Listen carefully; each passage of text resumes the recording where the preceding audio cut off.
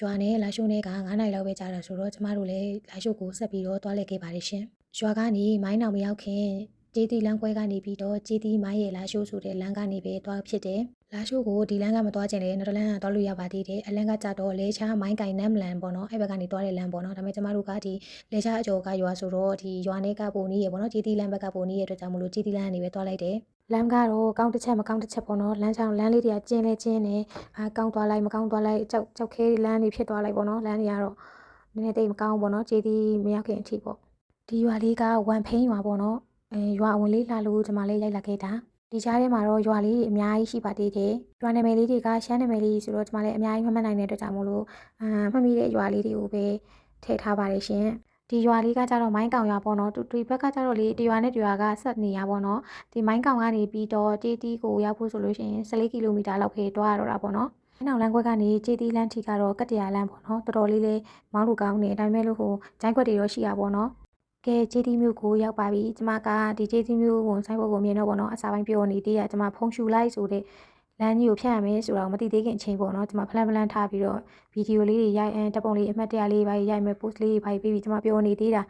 ာကျမ post ပေးနေတော့လေဒီကျေးတီဒီလမ်းထောက်မှာလေးဆိုင်ကယ်နှစ်စီးတွေ့ရတယ်ပေါ့နော်လူကြီးနှစ်ယောက်ပေါ့နော်ဘက်ကနေလာတာဒါပေမဲ့ကျမမသိသူတို့ကြည့်ပြီးတော့ပေါ့နော်ဖုန်းနေနဲ့ဆိုတော့ဘာလို့လဲပေါ့ဆိုင်ကယ်နဲ့ဒီလမ်းတလမ်းလုံးကလေကတ္တရာလမ်းကြီးပေါ့နော်ဘလို့ဖြစ်ပြီးတော့သူတို့လူတွေမှာရောဆိုင်ကယ်တွေမှာရောဖုန်းလေးကြည့်ပဲကတ်နေရလဲပေါ့ကျမစိတ်တွေတော့နည်းနည်းစိတ်တော့ခုသွားသေးရဲ့အခုမြင်နေရနှစ်ယောက်ပေါ့နော်ဒါမဲ့လေကျမဒ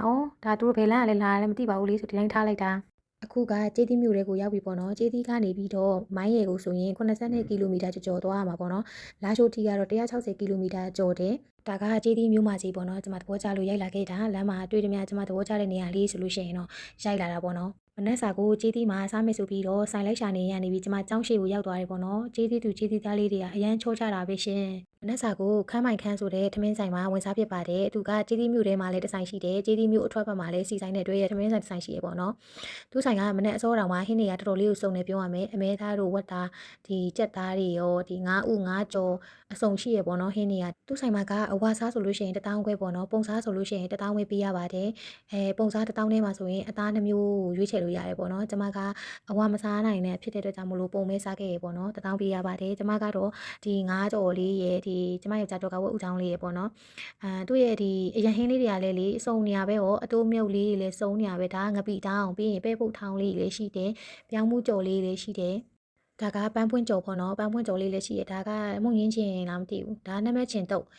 ဒီငပြားလေးကလေအရန်စားလို့ကောင်းနေတိလားတော်တော်လေးကိုကြိုက်တယ်ကျမပြီးရင်အတုံးမြုပ်လေးနဲ့ပေါ့နော်ဆိုင်လေးကတန့်ရှင်းတယ်ပြီးရင်ကားသမားတော်တော်များများစားတယ်ပေါ့နော်ပြီးရင်ဆိုင်ရှင်အမကြီးကလည်းအရန်သဘောကောင်းပါတယ်ကျမကဒီဘလော်လေးရိုက်လို့ရလားပေါ့နော်ဗီဒီယိုလေးရိုက်လို့ရလားပြောတော့ရပါတယ်ရိုက်ပါနေပေါ့နော်ဆိုင်ရှင်မကြီးနဲ့စကားပြောလို့ဆိုလို့အရန်ကောင်းတယ်ပြီးတော့ကျမတို့လည်းလမ်းကြောင်းချိန်လေးမိတော့ကျမတို့ကိုစိတ်ရှိရှိနဲ့ဒီဂျာလေးပြပြပေးပါတယ်ရှင်ကျမအတွက်ကဒီငါးကြော်လေးယူထားရပေါ့နော်ကျမယောက်ျားတော့ဘိုင်းမစားလို့ထမင်းမစားဘူးဒါပေမဲ့ကျမသူ့အတွက်ဆိုပြီးဝက်ဥချောင်းလေးယူခဲ့ရပေါ့နော်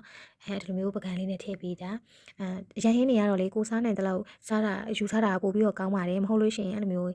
အတိုင်းယူပြီးမှပို့တယ်ဆိုလို့ရှိရင်အရင်2မျိုးပို့ကောင်းတယ်ပေါ့နော်အဲ့ဒါကြောင့်မို့ကျမကိုလည်းကျမစားနိုင်တဲ့လောက်လေးပဲနည်းနည်းခက်ပြီးယူခဲ့ရပေါ့နော်ဒါလေးကမုံရင်းစောဟင်းကြီးတော်တော်လေးတောက်လို့ကောင်းတယ်အရင်လည်းမမြတ်သားမလို့ဘူးဒီငပြားကြီးကြော်လေးရဲ့နဲ့မချင်းတုပ်လေးရဲ့နဲ့နေပြီးတော့စားရင်ကိုသူ့ဆိုင်ကတော်တော်လေးကိုစားလို့ကောင်းတာကျေးသီးကိုရောက်ဖြစ်ခဲ့ရင်ဒီဆိုင်လေးမှာစားပြအောင်စားခဲ့ကြည့်နော်ပြီးတော့ညီမစားခဲ့တဲ့ထမင်းဆိုင်ကတွဲဖွင့်ထားတဲ့ဒီတမာရီဆိုတဲ့စီဆိုင်မှာစီပြုံဖြစ်ပါတယ်ဒီကျေးသီးမှာကလေ95ဆိုလို့ရှိရင်1လီတာကို4000ပေးရတယ်92ဆိုရင်3900ကျော်ပေးရပါတယ်ကျေးသီးမျိုးကနေအထွက်ပေါ့နော်မိုင်းရီကိုသွားတဲ့လမ်းကနေစပြီးတော့ကျမတို့စပြီးတိုင်ဖက်ပါတယ်ကားနှစ်စီးကလုံးဝရှင်းပြီဆိုလို့ရှိရင်တစည်းကအောက်ကိုကျတဲ့ခါကြလို့ရှိရင်ဖုန်နေတစ်လုံးလုံးပေါ့နော်ဒီနေရာမှာချစ်သူရဲ့တခြင်းနေရလိုမျိုးပေါ့နော်တိန်နေတဲ့ရက်စီကိုနင်းနဲ့ငါမဟုတ်တော့ဖုန်နေတဲ့ရက်စီကိုနင်းနဲ့ငါဖြစ်လာပါပြီကျေးသီးနဲ့မိုင်းရဲ့ကြားကလမ်းကကတ္တရာလမ်းကကားကြီးတစ်စီးစာလောက်ပဲကျေတာပေါ့နော်ဘေးကကြတော့ဖုန်လမ်းနေပေါ့ကားကြီးနဲ့တိုက်ဆိုင်လို့ပေါ့နော်ဆိုင်ကယ်နဲ့ရှောင်ကြပြီဆိုလို့ရှိရင်ဆိုင်ကယ်အောက်ချပြီးမှအဆင်ပြေတဲ့အနေထားပေါ့နော်ကားငယ်နဲ့ဒီကားကြီးနဲ့အဲ့လိုမျိုးတွေ့ပြီဆိုလို့ရှိရင်တွေ့လားအရှိမအဲ့လိုမျိုးဖုန်ကြီးတွေကလေလုံးဝအလုံးလိုက်အရင်လိုက်နဲ့ကိုလေဖြေကိုဘာမှမမြင်ရတော့ဘောနော်တော်တော်လေးကိုတတိထားပြီးတော့မောင်းရပါတယ်